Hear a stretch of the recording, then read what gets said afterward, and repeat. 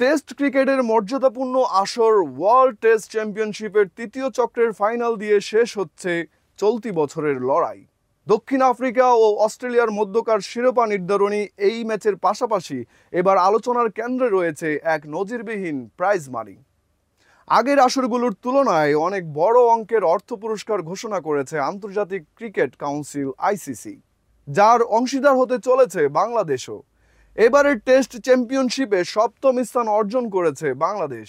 যদিও ফাইনালের মঞ্চে ওঠা হয়নি, তবু আইসিসির বরাদ্দ অনুযায়ী মুমিনুল মুশফিক শান্তরা পাচ্ছেন 7,20,000 মার্কিন ডলার, বাংলাদেশি মুদ্রায় যার পরিমাণ প্রায় 8,75,75,000 টাকা।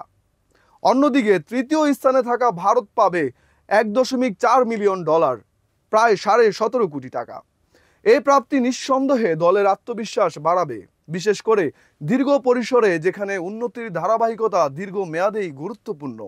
আর আইসিসির এরকম প্রাইজ মানির ঘোষণায় দলগুলোর মধ্যে প্রতিযোগিতার মাত্রাও নিঃসন্দেহে আরও বাড়বে।